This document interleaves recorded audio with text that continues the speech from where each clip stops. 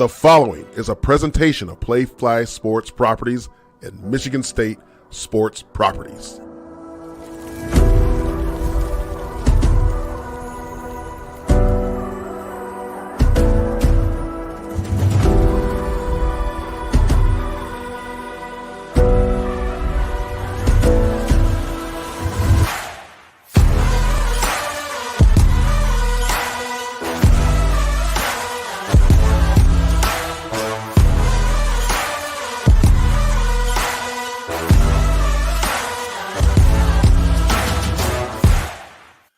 Well, hello and good evening. It is Thursday, July 13th, 2023.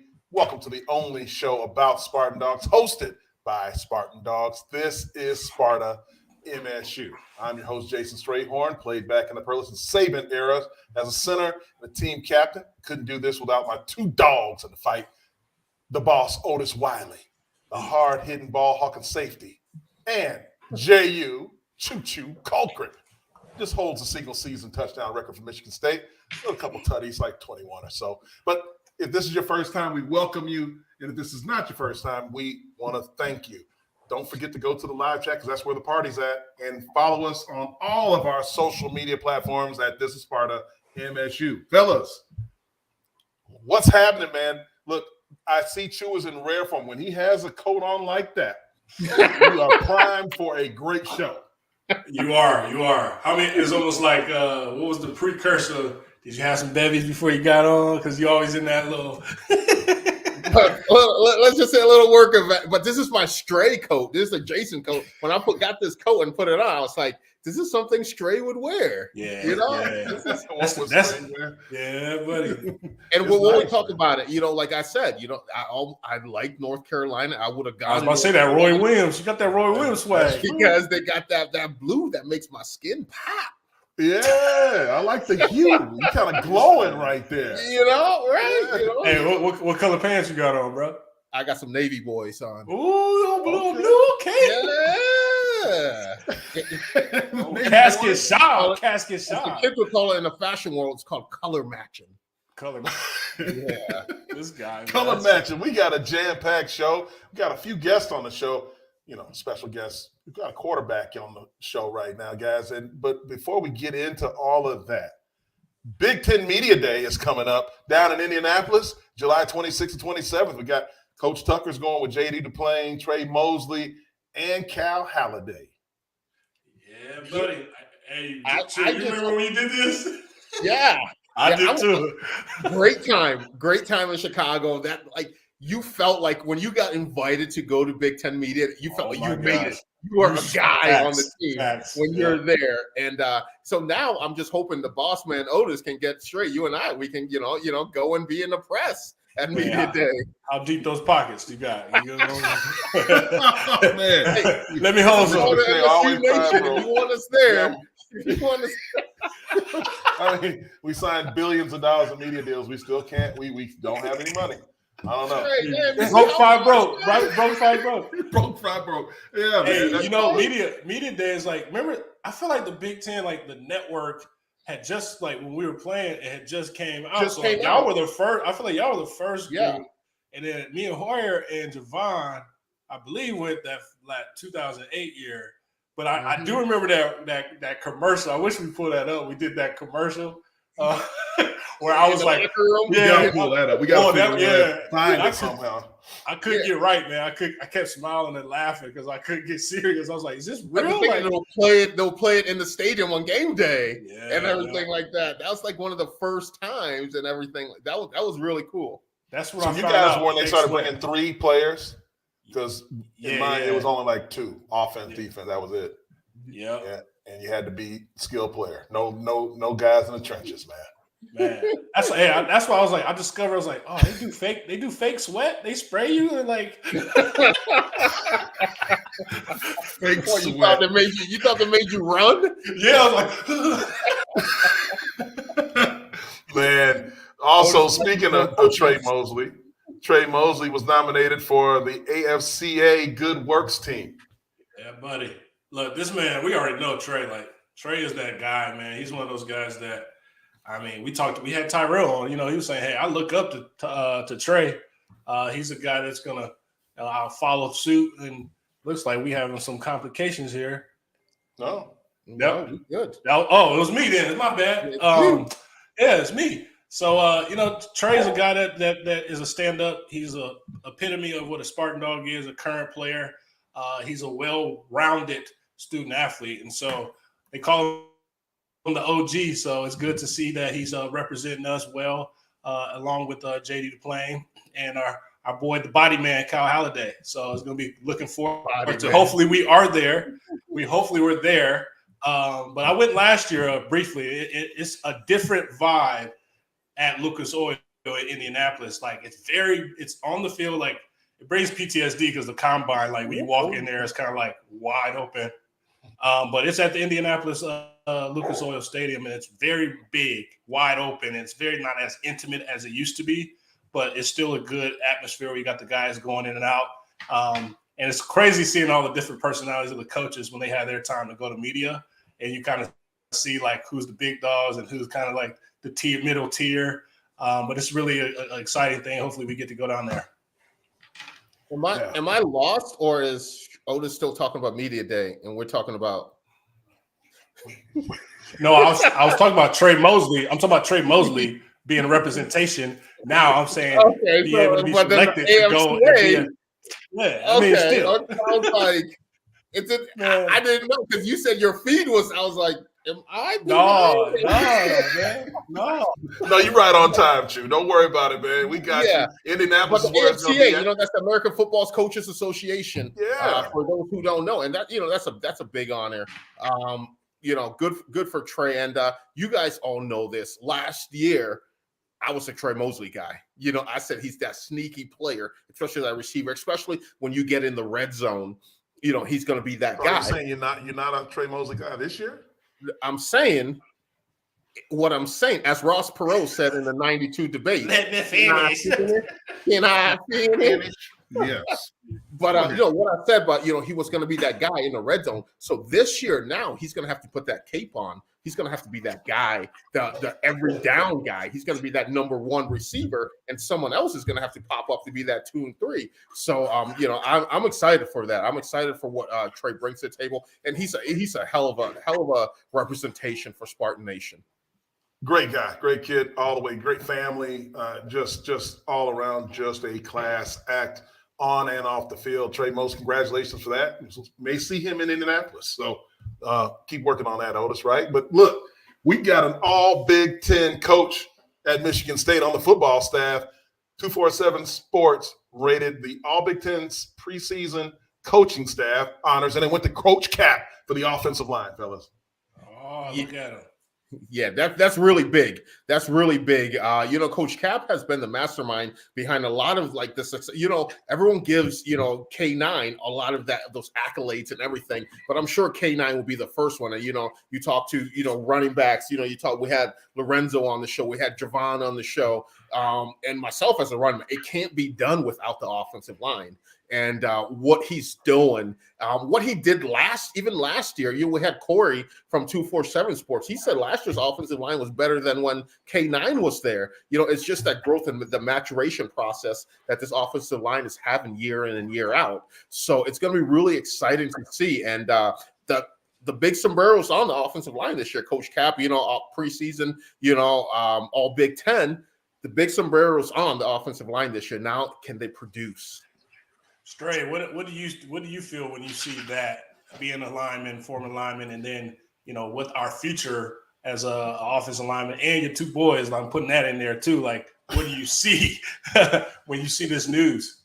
I mean, I'm happy about it. Obviously, you see Coach Cap. I mean, a couple of springs ago, if you guys can remember, he didn't have many guys. They didn't have enough guys to field a team. That's why they couldn't do the scrimmage format, the true game format, because I think there was only like 3 or 4 offensive linemen, which is hell on guys, when you're going through spring drills. Now he's built that room up to about 19 players on that offensive line in camp on, in any given day. The quality of athlete that he's able to attract now, obviously he's got his resume speaks for itself, talking about Coach Cap, but He's now getting the guys that can play at a high level. Everybody seems to be 6'6" and above. I mean, the whole team. I think we had Keyshawn Blacksock on. He's 6'5". He's like one of the shorter guys now.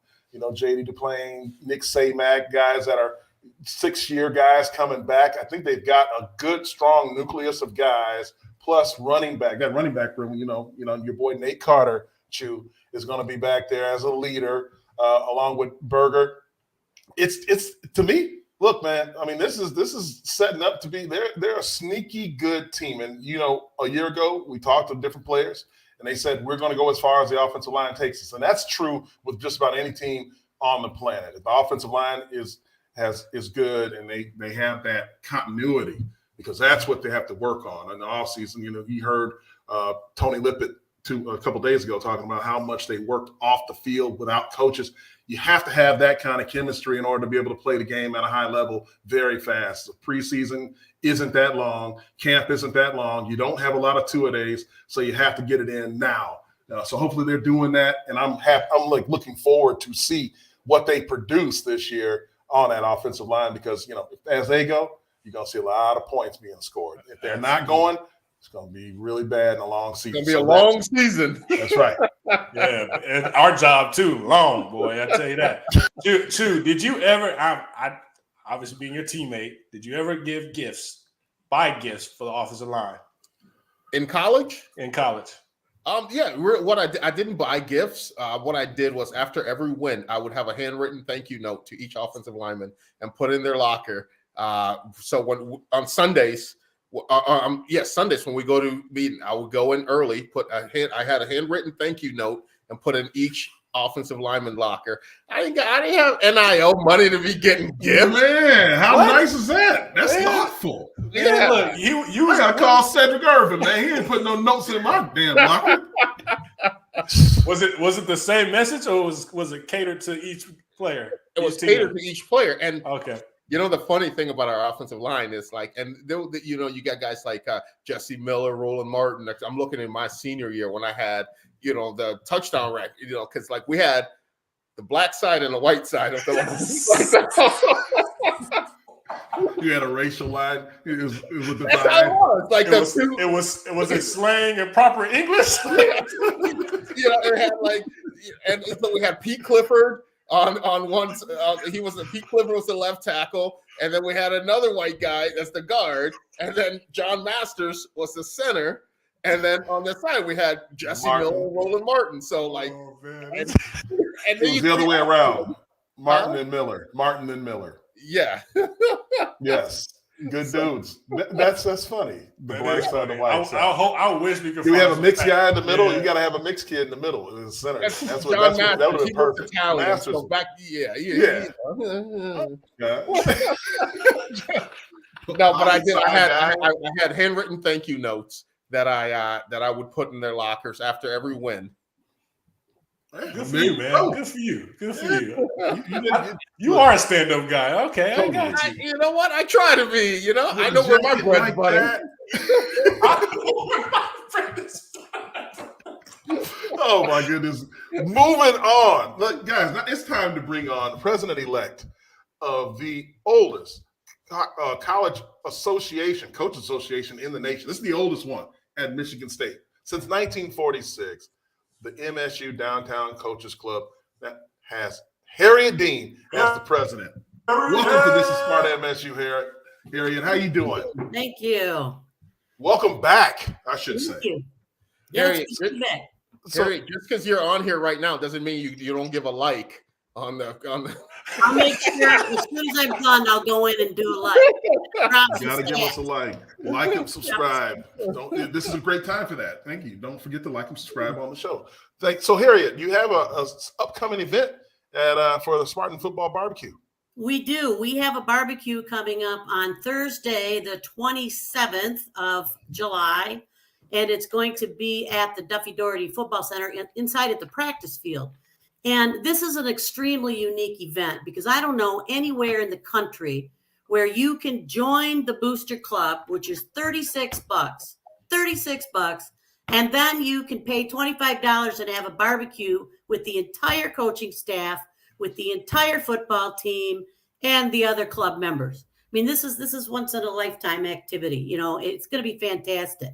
So we would really love it if the folks that are listening to our podcast here would join us. And I want to tell you, there have been the Downtown Coaches Club every year awards the outstanding offensive, defensive, and special teams player.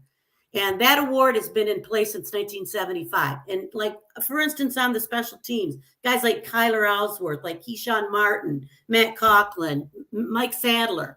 On the offensive side, Lorenzo White, Tico Duckett, Kirk Cousins, Drew Stanton, Brian Hoyer, who you're going to hear from shortly. Oh, on the defensive side. Hey, I can't even get a shout out for the offense. I got it. I got it too. Twice. I was getting to that. In addition to Caulcrick on the defensive side, we have our own Otis Wiley. Hey! Downtown Coaches Club really pays attention, looks at these guys. But this barbecue is going to be fantastic. I don't even know how else to describe it. Coach Tucker's going to say a few words. The players are going to say some words. Saddleback Barbecue is catering. How can you go wrong with them? So it's going to be a great event. Yeah, Harry, we used to have the barbecue, and did it just stop, like, because there was some stuff like NCAA or something, like, did it stop? We stopped doing it for a while, and then it's now getting picked back up? Exactly. Part of the reason it stopped was because it really depends on the head coach. And Nick Saban actually came up with the idea. And, you know, everybody thinks he's such a rough, tough guy and he's all business, but he came up with the idea of doing this barbecue. So we did the first one with him, and then John L picked it up, and then Coach D picked it up for a while, and it just sort of went on the wayside for a while. But we are bringing it back, and hopefully it's going to be a ongoing annual event. I got to hand it to Darian Harris. That guy, he's amazing. He has done yeoman's duty to help make this thing happen. And my fellow board members have made this happen. I mean, we're going to have 300 people there, but, you know, 150 of them are staff and players. The players aren't going to eat at like their own table. They're going to mix and mingle and eat with us, you know, lowly fans. So it's going to be really great. And I'm really excited about it.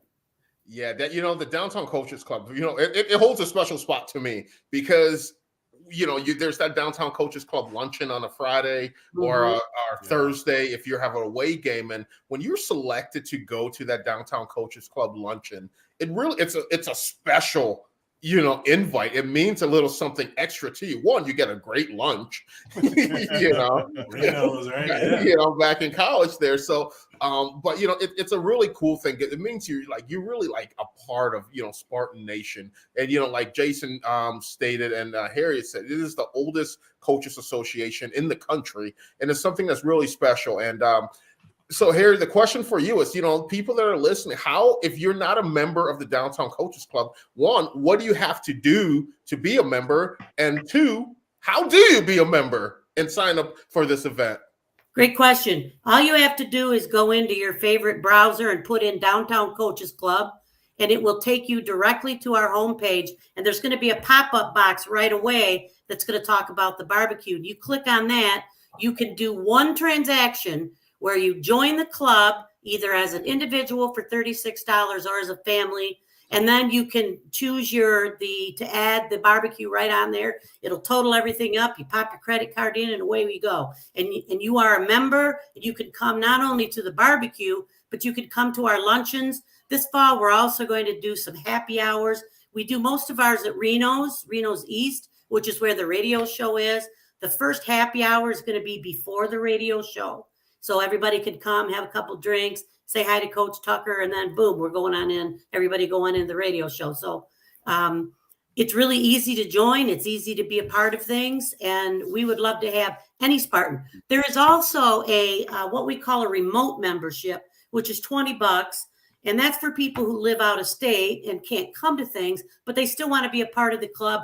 100% of the proceeds that we draw in goes to very small operating costs. The rest goes back to support the Spartan football program and players. We're trying to support NIL. We're trying to support in any way that the head coach or his staff says, hey, can you help us out with this? Can you help us out with that?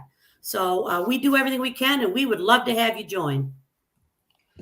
Love it. Love it, Harriet. You know, dtncoaches.org is the actual link there. So DTN, I don't know if we can put that up for everyone. And look, thank you for coming on and telling us about this fantastic event. We might crash the party. I hope so. Yeah, I think that, we might have a little This is Sparta party up in there with all those Spartan Dawgs and the fans from the Downtown Coaches Club. That'll be fun. Love to have you. I'll even buy your dinner. Love it. When does the presidency start? When is what? When does we say your president-elect, when do you start? I'm it. This is it. Ooh, yeah. Look, no better person to lead this than Harriet Dean. And I'm excited for you, Harriet. Definitely. Thank you. Appreciate it. Now get in that chat because they're missing you.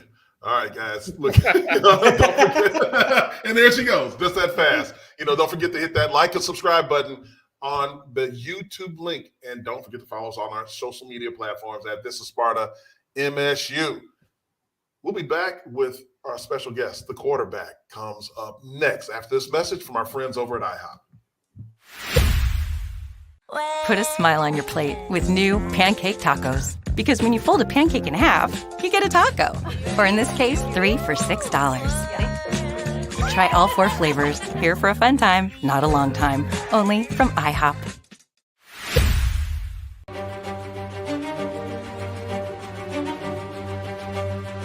I find a lot of the things that they do amusing.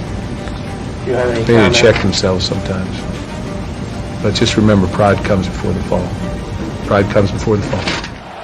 And they convert again on 3rd down. Only 5 to go this time. Hoyer, another strike. A first down and much more. Blair White trying to break away. Harrison, the only man to catch him, and Brandon won. Touchdown for the Spartans. Inside the 5. Hoyer had to get rid of it. Touchdown. Charlie Gant, the tight end. Play-action pass and a touchdown. They had 2 fullbacks in the game, and Josh Rouse was wide open running to the left.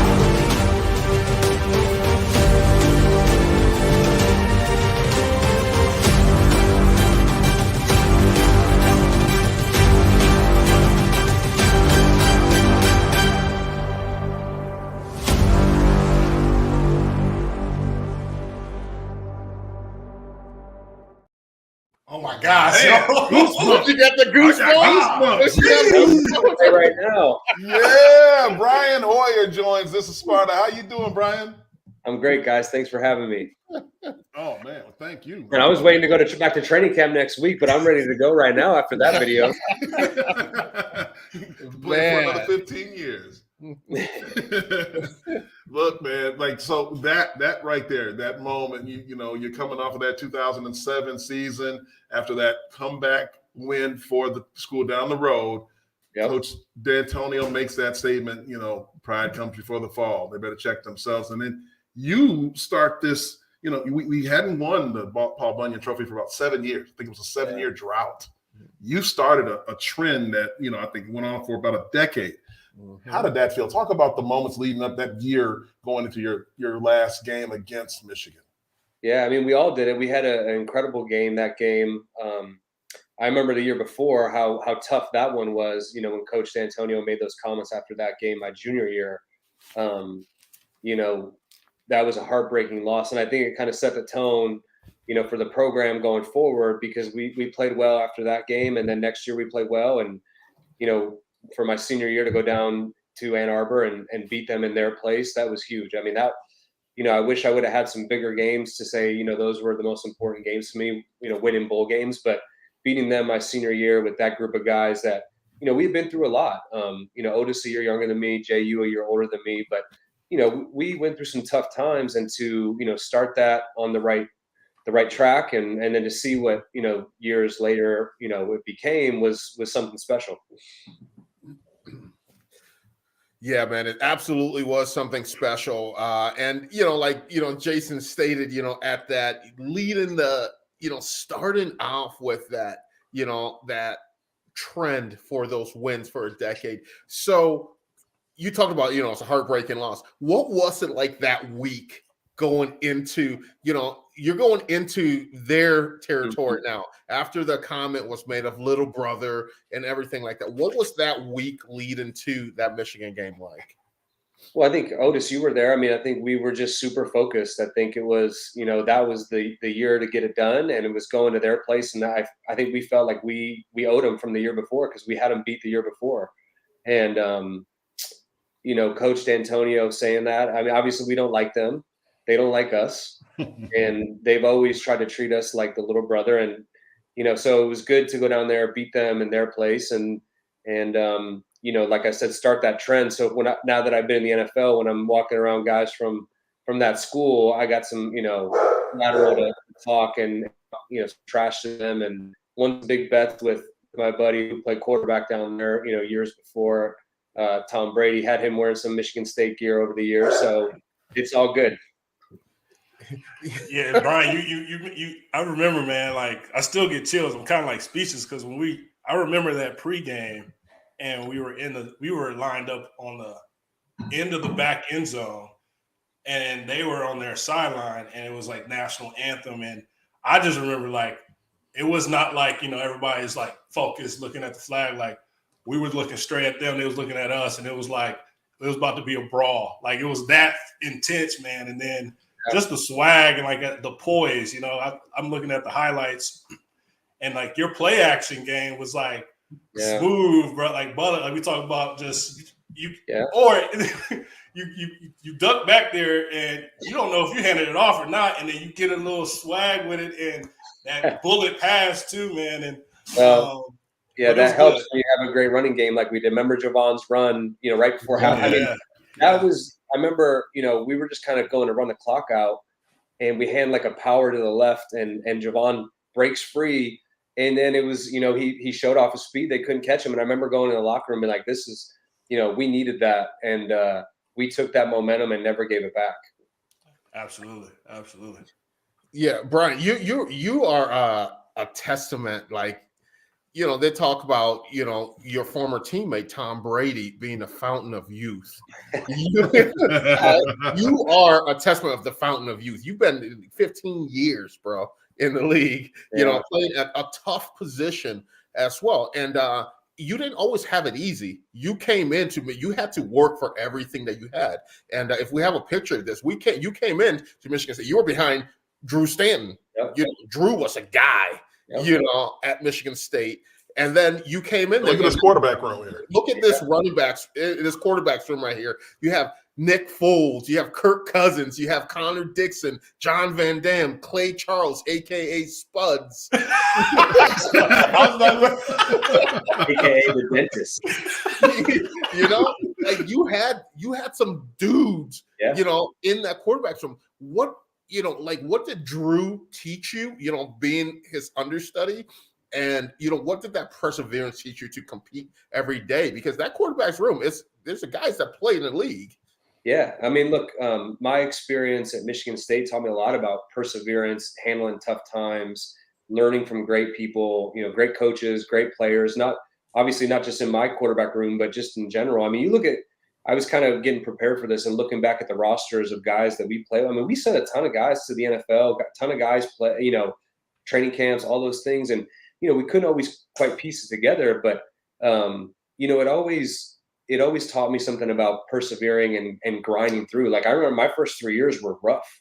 We didn't win very many games. And, I also look at like in today's day and age, like the transfer portal and all that stuff, like we didn't have that luxury. You had to like fight for it. And that taught me a lot. And it's what got me through for 15 years in the NFL. I haven't had it easy. I've been cut, traded, all those things. But when it goes back to it, like, those lessons you learn, as a young kid trying to just figure it out in East Lansing and try to make a spot on the team and learn from other guys, like, it prepared me for the ups and downs, because the reality is football is a bunch of ups and downs.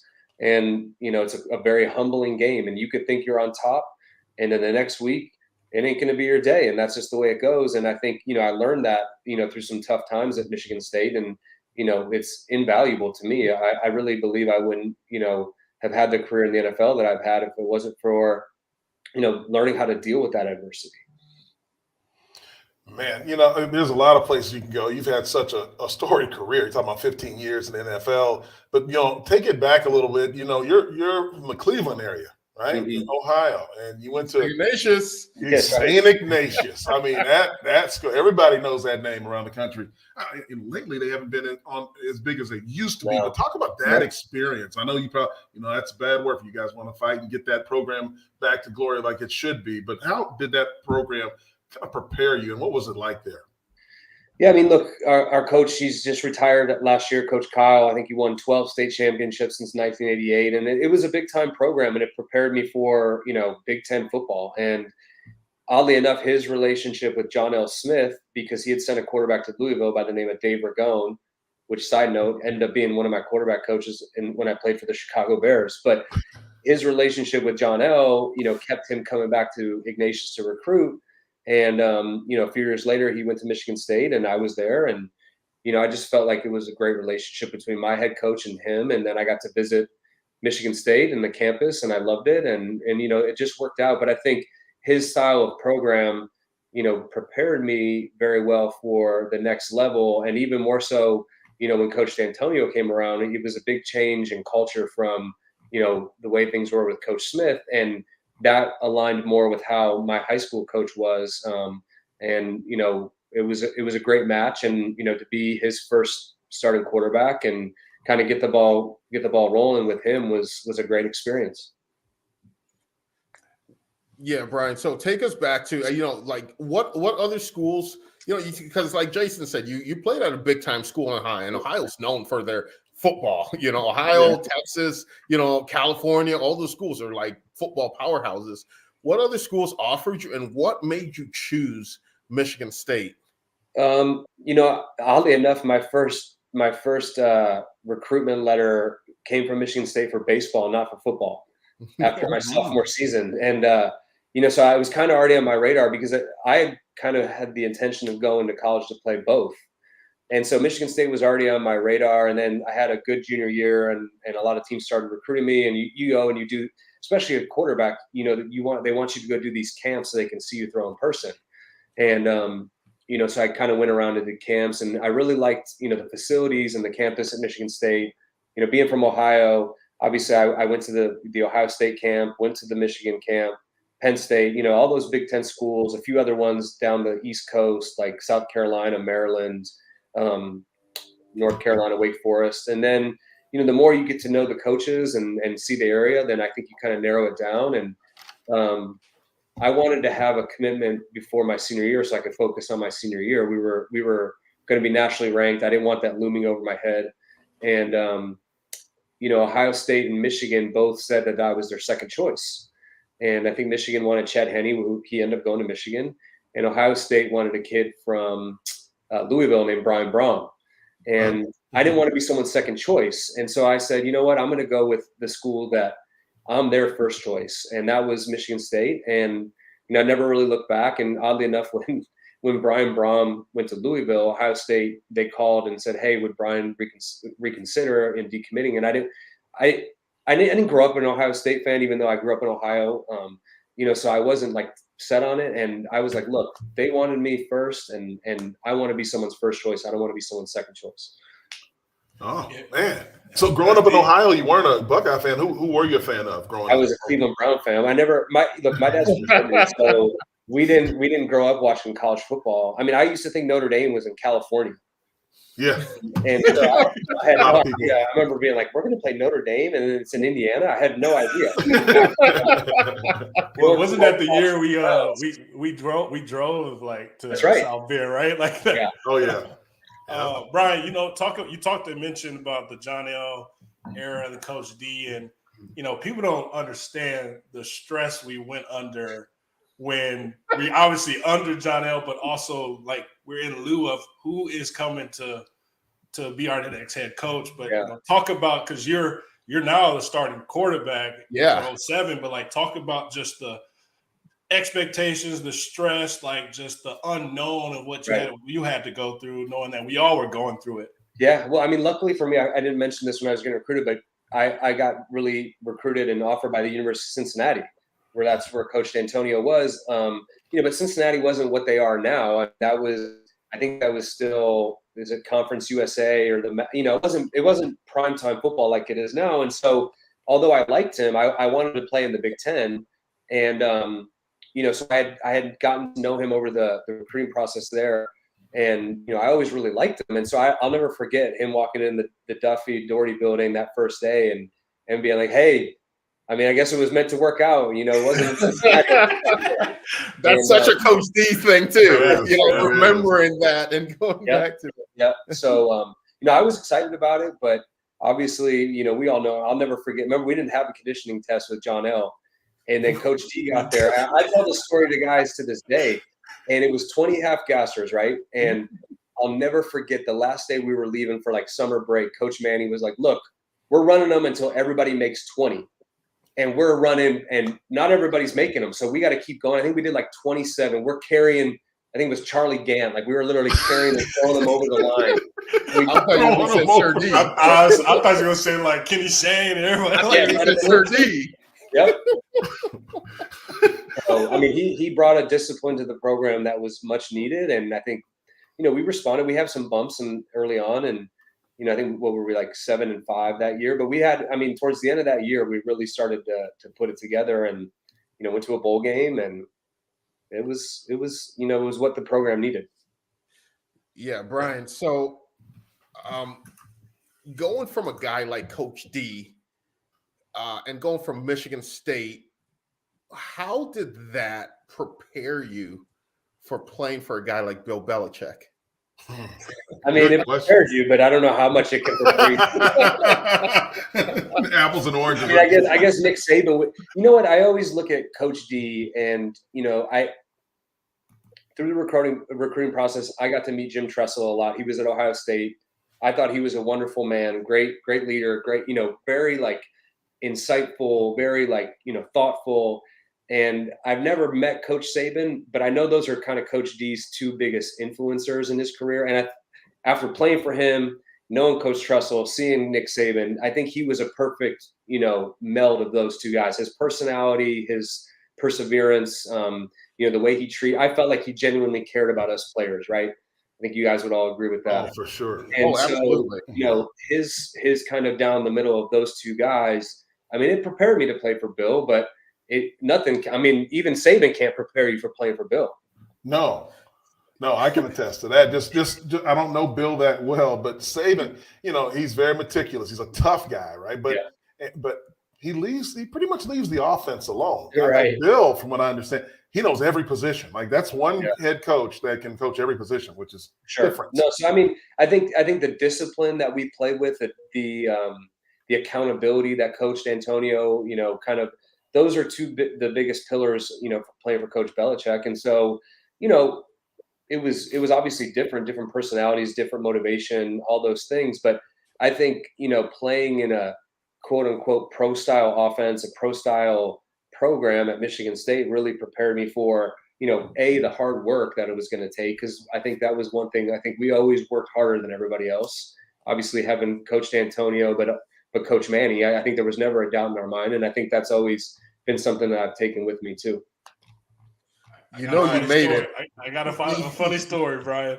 And you probably remember this, but when you obviously with the Patriots and you came to Detroit and you played the Lions and you hooked us up with 2 tickets and obviously watching the game and then, come to find you after the game. And when he came out the locker room, like, he had a whole new swag. Like he had the Kango hat. He was dressed to the nine, right? And so we were talking. He was like, "Yeah, Tom just gave me all his clothes from his closet." Yeah, I'm the oldest of 4. I never got any hand-me-downs, and then I got there, and I'm getting hand-me-downs from Tom Brady. I was like, I got to take them. I'm going to look way better than what I can afford right now. English shoes. The suits were a little big. I had to pass on the suits, but the shirts, the hats, everything. Oh, man. How great is that? For being a Spartan, he took care of me. That's awesome. The crazy thing, you've made it when you talk about Belichick, you call him Bill. I've been around him for so long, and right. I'm not 21 years old anymore, so it's like, that was the one thing, going to the NFL that blew me away was that no one ever called him coach. They called him by the first name. I was like, am I allowed to do that? You know what I mean? Like, and then it just, now I'm older than some of my coaches. So it's just, that's just kind of the business that it is. I don't know. Maybe college kids are doing it these days. I don't know. Jorge, that's the same thing because my running backs coach with the Jets was Jimmy Ray. Yeah. And I'll call him Coach Ray, but other people are like, hey, Jimmy, on this blitz, I was like, can you do that? Right. Respect Coach Ray. Right. Yeah. Right. So, so go ahead. Go ahead. So Brian, so I think 9 teams, right? That you've been to. 9 teams, 15 years. You're a family man. You've got 2 little ones.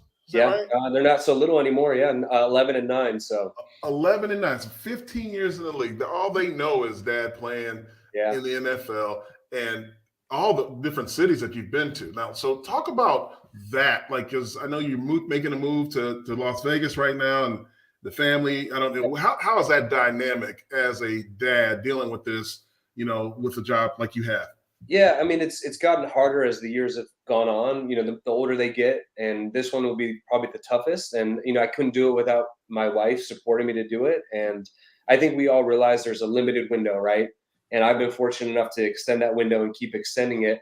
And my son, we sat down as a family and said, look, like, Dad has an opportunity to go do this, and my son's like, you got to go, And so he was excited. My daughter was not so excited, but. When you look at it, it's really a short window of time that you have the opportunity to do it. And I wouldn't have gone and done it for any other coach, Coach McDaniels, who obviously spent some time at Michigan State under Coach Saban. And Josh and I have known each other. I've known his family since I was in high school. His dad was a legendary coach in Ohio at Camp McKinley High School. Oh, wow. And, so there was no other coach that I would have gone and played for at this point. But I know him really well. I know the offense really well. And, I think we have a really good team. So it was an opportunity that I didn't want to, regret not taking. And, it's funny, all the retired players I ever talked to, I said, like, how's it going? Give me some advice. And they always say, play until they don't want you anymore. So, because once you leave, they come back. And right. Like I said, I couldn't do it without the support of my wife. It hasn't been easy, town to town, 1 year here, 1 year there. It's funny, it's 15 years, but when, we added up this past off season, it's really, I've lived in New England like 9 or 10 of those 15 years, because a few places were a year here, a year there, and then came back in 2017. I left here in 2012 and came back in October of 2017. So, there was 5-year gap in there, but 10 years of my career and of my adult life really have been here in Boston. So is that where, if you're in Vegas now, you're in Boston, is your family going to be in Boston and you're going to be in Vegas? We're making a game time decision. I'm struggling to find a place to live out there. So Vegas is a whole nother animal. I don't know. Like I said, stuff, the kids are in school, they got their friends, they got their things. So haven't made that decision yet. Kind of gonna just swing it. Because all the other times we've prepared and it's been fine, and this is towards the end, so we'll see. I mean, I think I have to take into consideration what's best for them, and hopefully, it all works out. So it's like I said, it's a short period of time, and we'll figure it out. Oh, no doubt. Go ahead, Choo. So Brian, for you, you went to Michigan State. You grew up hating. Not grew up, but the 4 years at Michigan State, you grew up hating 2 teams, Notre Dame and University of Michigan. Yep. So then your season's done, your career's done at Michigan State. You go to the Patriots. You walk into the facility, and there's this guy, who's won some Super Bowl, and he played at University. How was it, being in the quarterback's room with Tom Brady, and what did he teach you, for your career that you can look back on, and now it's still getting you 15 years in? Yeah, I mean, knowing him for 15 years, when I look back and walking in that room and I walk in and he introduces himself, hey, I'm Tom.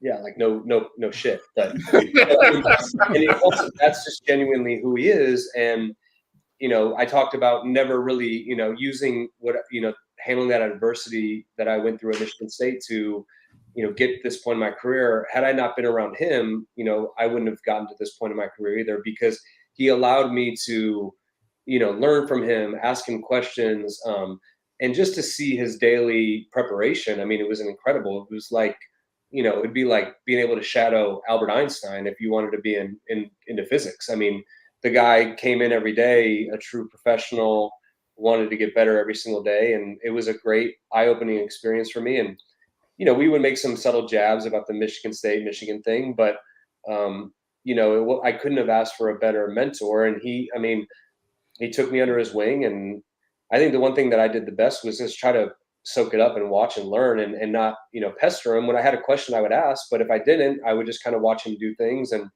he was always very vocal about how he saw things and the way he saw them when he was talking with our coach. And, I'd take notes about that. And, couldn't ask for a better person to not only, be a teammate with, but just, friends and have a mentor like that. I wouldn't say that about anyone else from the University of Michigan, by the way. Right. Hoyer, we had Will Ghostin on, and he was talking about, a Super Bowl champion, and it's very rare we have guys from us that's getting that right. And talk about the experience, like that's the highest of the highest, right? The Mecca. And just talk about that preparation of like when you really finally came to realization that I'm in the Super Bowl and I'm prepping to play, for a national or Super Bowl championship. Yeah, that was the one when I was on the team that won it. It was the third time that I had gone. The first time was my third year. We lost to the Giants. And then my second time was an offensive explosion game against Nick Foles and the Eagles, and we lost that game. And the third time I was like, God, we have to win this game. I don't know. Some people don't go to a Super Bowl in an entire career. This is the third one that I'm going to, and being the backup quarterback, I'm trying to do whatever it takes. Give the defense a great look, watch extra film, help Tom, on the sidelines, things like that. But oddly enough, of all the years that we went to the Super Bowl, I felt like we won the Super Bowl in the AFC Championship game when we beat the Chiefs. That, to me, was a far more memorable game than the Super Bowl itself. The Super Bowl itself was kind of boring. I don't know if you remember that one, but it was a low-scoring game. Yeah. But that AFC Championship game, beating the Chiefs, Mahomes, all those guys at their place, it was freezing cold. I wore a scuba suit just to stay warm. It was, and you know how it is. Like when you go into a hostile environment, all you have is the guys next to you. And, to do that there, and we didn't have a great regular season that year. We had lost to the Dolphins on the Miami Miracle. We had lost to the Steelers late in the year. People were kind of saying oh, we're not going to go very far. And it was kind of like an us against the world attitude for that Chiefs game. And once we won that, obviously you prepare for the Super Bowl, the best you can, but it was kind of, once we beat the Chiefs, I felt like we were going to beat the Rams. It didn't matter because of the way that our team came together, offense, defense, the way we were celebrating with each other. It was like, it was like a family, and there was nothing that was going to, get in our way of winning that year. Yeah, absolutely. So Brian, I had the opportunity, I was blessed with the opportunity to play, 2 years, with the Bills in my hometown. Yeah. You have the opportunity, you just talked about, you said you were an Ohio State fan, you were a Cleveland Browns fan. Yep.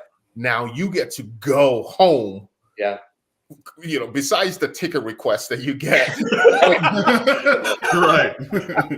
Family you ain't talked to in years. And Right. I wasn't on the level like you. I was not a quarterback. I was just a running, there behind Fred Jackson, all those guys. But you're a quarterback there, starting quarterback. Besides the ticket request, what did it mean to you to go back to your hometown and, play for a team that you grew up, like Jim Brown, all those guys, Bernie Kosar, all those guys Bernie, that you grew up watching. What was that like going back to your hometown? It was a whirlwind, to be honest with you, because, I got there and I was the third quarterback, and then Brandon Weeden got hurt, and somehow they chose me to start the next game. Like I jumped to the starter and won a wild game up in Minnesota, and it was just crazy. And then 3 weeks later, I tore my ACL, and so it was kind of a bad ending to a good start. And then I was able to come back and be the start of the next year. But obviously we were dealing with, some other things, and we had Johnny Manziel, and, there was people who in the organization who wanted him to play, whether, we were winning or not, and so it was kind of bittersweet because I wish, it would have ended better. But I'll say this, when you're a kid, like you said, you're growing up in Buffalo, Otis growing up in Michigan, like when you're playing football in the backyard, that's who you're emulating. I had a Bernie Kosar jersey, a Browns jersey, playing in the backyard. And so, that's literally the dream coming true. And, do I wish it would have ended better? 100%. But it's something that I'll always look back on super fondly because it literally was living the dream. And, we had some great games and it just didn't work out. But like you said, other than the ticket request, it was everything that you could dream of as a kid. Man. How was it? Oh, go ahead, Stray. No, I'm just saying. So you played with Tom Brady, right? And then that's what I was going to ask. Johnny Manziel. What were some similarities? And what was the difference there? And like that's talk about that experience. I mean, the thing, Johnny and I were always were cool together. It was fine. I think it was more the hype got to everyone in that building. And, whether it was the owner, the GM, whoever it was, like they couldn't refuse the hype. So they're texting down to the coaches on the field, hey, you need to put Johnny in. I mean, we're winning. We're in the top of the AFC North in November. The Browns haven't done that in however many years. And all they wanted to do was play him. And I get it. Look, I mean, the hype gets a hold of us all. But it was never anything between me and Johnny. I think that was more of like, the management and those people wanted to they're like, look, we drafted him in the first round. We got he'll get in, he'll go in there and we'll still stay winning. And, it didn't work out that way. And then I was gone after that year, but it was, I mean, look, I could write a book of my experiences in the NFL. I feel like I've seen it all, lived through it all. And that's unfortunate. Part of it is a business. And sometimes there's things that are out of your control. And look, I didn't play great in a few games, but a lot of guys didn't play great in games and they didn't get benched either. So, it is what it is. And, like we talked about before, that resiliency, handling that adversity, it fuels the fire to keep going. So they were texting down the GMs. Yeah, I've heard stories about that, but they denied it. They got fines. That's true. That's true. They did get fined for texting, and that is great former. Yeah. Unbelievable. So I mean, the thing that I've learned, as hard as it is, even for outside of football, there's always things that you can't control, and they may drive you insane. But if you let those affect you, then that's usually not a good thing. So it is. Look, you guys both have gone through it. It's a business, and there's certain things that you wish you go back to what it was like in high school or even college, where it was about football, and it didn't matter who thought this. It was the best person goes out there and plays, and if it's not you, then it's not you. But at least that you gave it your best chance, and someone who is better than you is getting an opportunity. So when you were in Cleveland, did Drew come in, or were you guys? We didn't cross over. You didn't cross over. No. Okay. Our only crossover was in Arizona, which was right before. Right. It was going to be Drew and I out in Arizona, and then they traded for Carson Palmer. And so that's kind of what led me going back to Cleveland, because Drew had been with Coach Arians in, I think it was Indianapolis. And then they traded for Carson. And I was like, look, I don't fit in here now. If it had been me and Drew and we were going to compete and whoever was the best was going to play, that would be. But once they traded for Carson, Drew's the backup. I remember trying to get traded and released, and that's how I was able to go back to Cleveland. So that's the funny thing there. So you talk about that getting traded and released, because there was one point in my career I wanted to get traded and released when I was in San Francisco. I was like, I can't do it here. I need to go. I need to change the scenery. That's the thing you realize is sometimes getting released, as bad as it sounds, is the best thing for you. Yeah. And I remember having to go to the assistant GM, who's now the GM in Tampa, Jason Light, who I'd known from New England. He really wanted to keep me. I said, Jason, the head coach loves Drew, and you guys just traded for Carson. Where am I going to fit in? And the sooner that you can let me go and find a new team, the better off it's going to be for me. And thankfully he agreed. And that's how I was able to get to Cleveland, in that offseason and work my way up to then that first year where I, started, I think it was the third game of the year. Unfortunately, I got hurt. But, think about if I had never gone and pressed the issue, go through the entire training camp, it doesn't work out, I never get to Cleveland, So sometimes the thing that you realize is you something that you think is bad is actually the best thing for you. Mm-hmm. Now we look a lot of life lessons here. Message. So we have a quarterback on, and we always talk about. We talked about this with Drew. Is have you been watching closely of our program now? And then we talk about just the quarterback battle. Like that's the most stressful, open public position and scrutinized position. Besides the kicker, according to Jehuu. But talk kickers about are people. Kickers are people.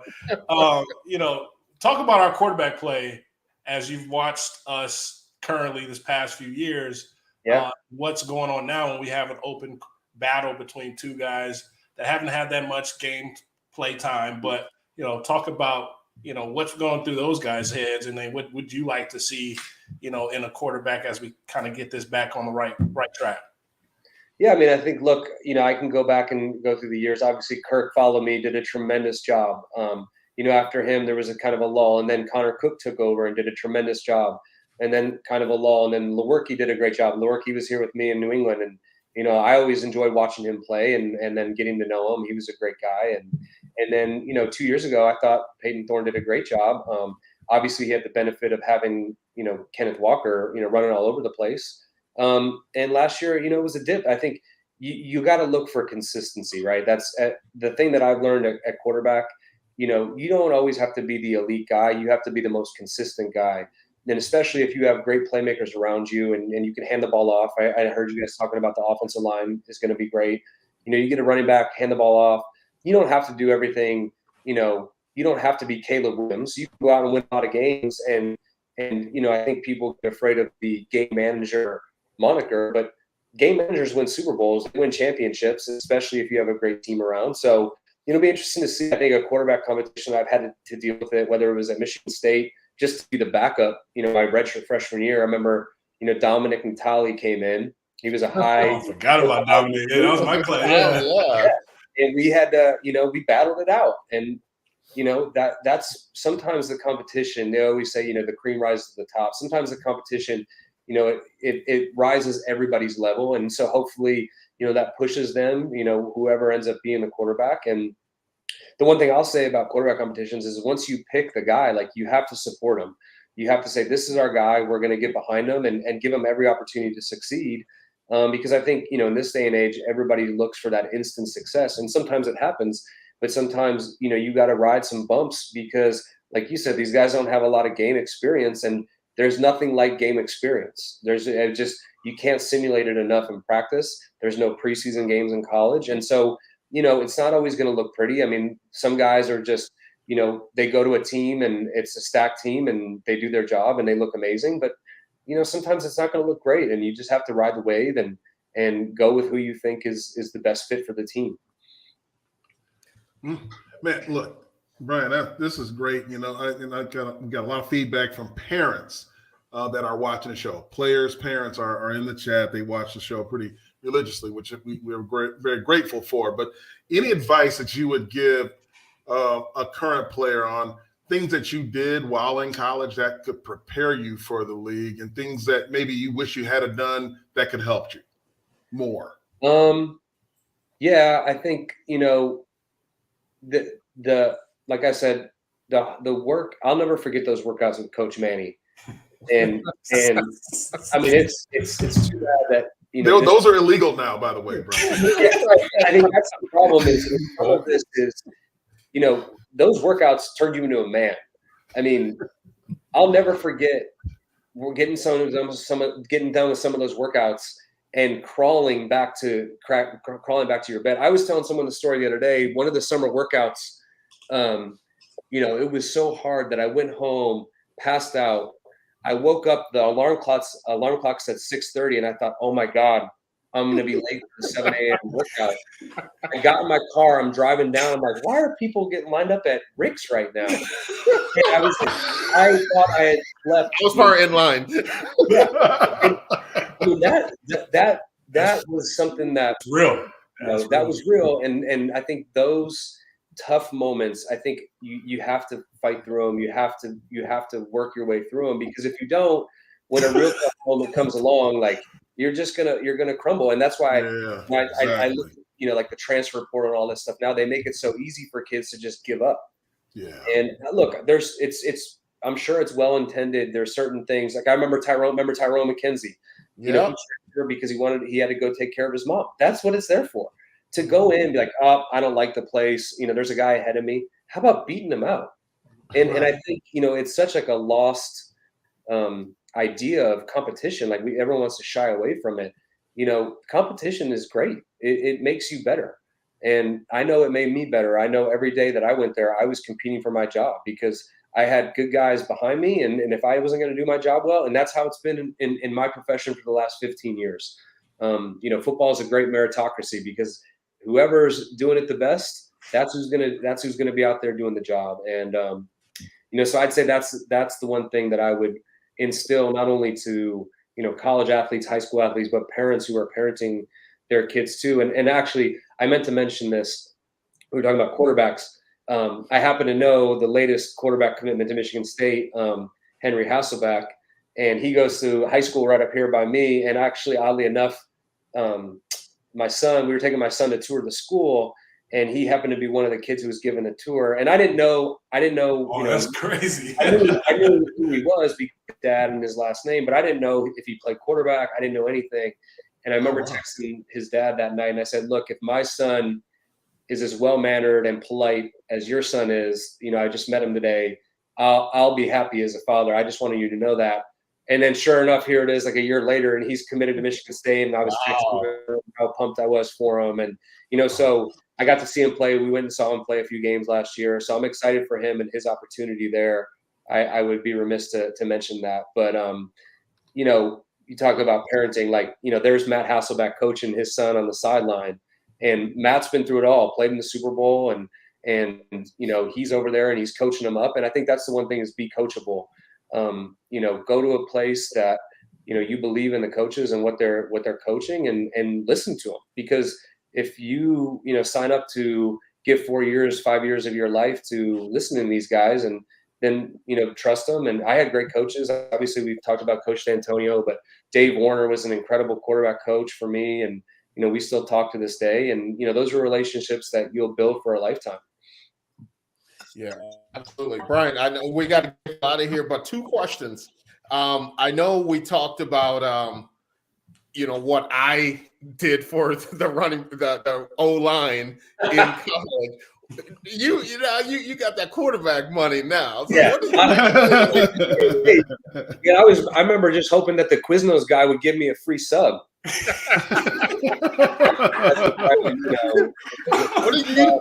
What gifts did you get for your O-lineman in the league? Gifts? I was hoping my dad would slip me a 20 when he left after the game so I could eat McDonald's that night. I mean, I didn't have anything. Look, I'm not as good of a man as you. I wasn't writing handwritten notes, so. No, in the league. In the league, what did you get your O-line? The years that I've been starters, I always thought this was really cool. Tom, for the away games, he would always cater in food from places. And so when I was in Cleveland, I would always do that for the offensive line at the home and the away games. I'm trying to think. I think, there were some Yeti coolers in there right when those were coming out. Look, I wasn't making primetime money. So it was like, what can I get these 12 guys and make it something good? I always thought that was the coolest thing I thought with Tom was, the night before the game, I'm gonna cater in the best food, whatever city we're in, and me and the linemen are gonna share a meal. It's like the meal before going into battle together. And I always thought that was a really cool thing. Smart. From an offensive line perspective, that's bright. Yeah, feeding those guys, that's the best thing. Like Jay, you said, he knows where his bread is buttered. All day long. I think we lost. Did he freeze? Yeah, he always does. Like at the end, he just dips out. Right, he's been a couple times. Yeah, I know we're getting to the end, but like I just was doing some math here. So we had in that picture. Was Drew in that picture? Was he in the quarterback room? No, he wasn't in that. That was the year after he left. Okay, the year after he left. So yeah, 1 year. I mean, that's 3 Super Bowls. We got 2 in this now. So 2 Super Bowls. Yeah, that's right. That's right, man. Brian, what do you miss the most? Michigan State campus. I know it's flashing back and brings back memories, but what do you miss the most? I miss walking over from the Kellogg Center on game days, going by the Sparty statue.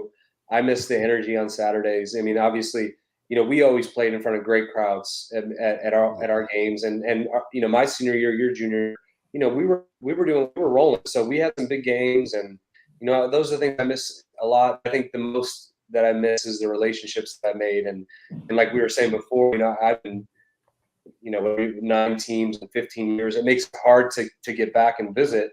So I'm excited. My son, the other day, someone asked, hey, if you want to go to college, where would you want to go? Without hesitation, he said Michigan State, and he's never even been there. So I can't wait to take him and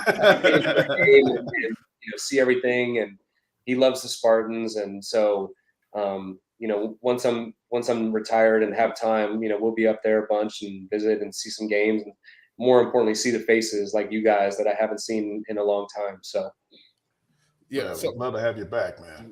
Absolutely. Brian, so when you're done, when you finally decide to hang him up after 80 years, what will be next for Brian Hoyer? What do you want to do? There you go. Yeah, I mean, it's a good question. I've thought a lot about it, especially the last few years. I mean, I could end up doing something like you guys are doing.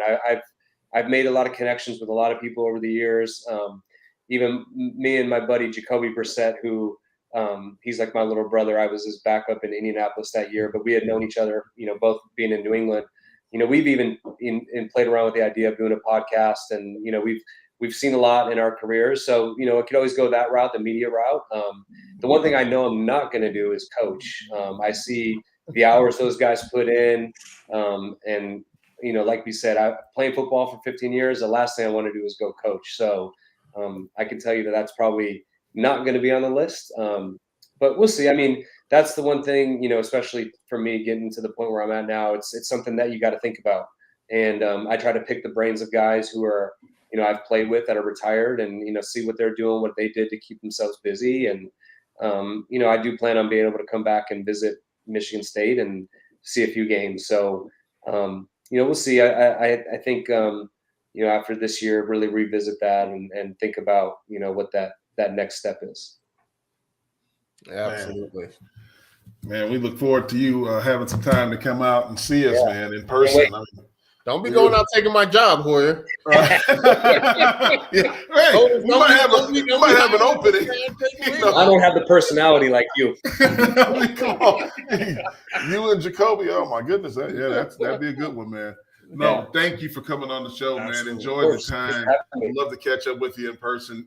Make him an honorary captain or something. Just let us know, man. I know some people that have tickets. They're on the show. Yeah, we got to bring back the honorary captains, man. They went away from it. They went away from it. So we celebrated 100 years of Spartan State. I know Kershaw got called into the Ohio State game a few years ago. So he did. He did. There you go. He did. Bring it back. You too, man. Appreciate you, brother. Hey, Hoyer, before you go, inside joke. You like my buzz cut? Go green. Go green. Go white.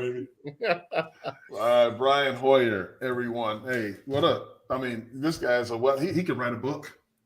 Absolutely. Absolutely. Great. One of my favorite interviews. Hoyer's a dude, been through it, like worked his way, like a true worker, earned whatever that he was, whatever position he's in, he totally earned it. And we looked at that picture of that quarterback room, and it's today's day and age. You have that quarterback room with Kirk Cousins, Nick Foles, Brian Hoyer. People would have transferred left and right in today's day and age. He's decided, he stuck it out. He won, and look at him now. Good for him. Well, I mean, Nick Foles did transfer. No, he did. Yeah, that's what I'm saying. But to your point, like, it's so quick now where it's like, oh, I hit that portal right now. Everybody will. Right. Yeah. Yeah. No, that's a great one, man.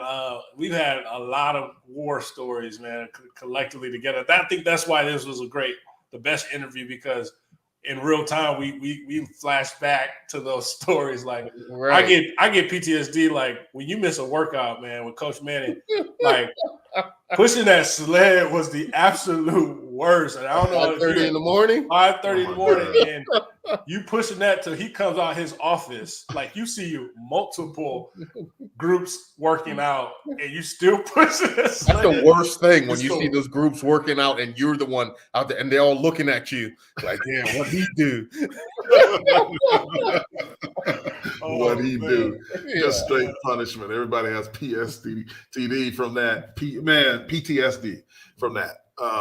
Coach Manning workouts. But like I said, man, it's a kind of gentler football right now, which is, it's all right, right? Saves everybody. Man, great interview, guys, with Brian Hoyer. I think, we could talk football with him at a level that, getting him and Drew Stanton together, man, because they both won Super Bowls with Tom Brady, which is crazy. But yeah, just an all around. Look how spoiled this Sparta MSU fans are. All these good people that be coming on, spoiled, and they're not even hitting the like button. They better hit that like. Come on now, we need that like. Hit the likes. Why is it so difficult to find the like button? Right, they're all spoiled because they're spoiled.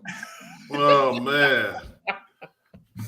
We're gonna get likes, then we get tickets. Look, guys. Before producer Tony yells at us, we're 11 minutes over, so we're a little late. We're a little right, which is good. Hey, great video to the production team in the back. Tony L's, man, that was a great video. Had my, skin like I had goosebumps, man. That was great. And for Otis Wiley Jehuu Caulcrick, I'm Jason Strayhorn. This is Sparta MSU. Have a good night. God bless. Go Green. Go White. This is Sparta MSU is a combined presentation of Playfly Sports Properties and Michigan State Sports Properties. The show is produced by Tony LaBarbera, Tony Gustella, and Process Driven Consulting. Additional support is provided by Brendan Duravage. On-location technical support provided by Good Fruit Video.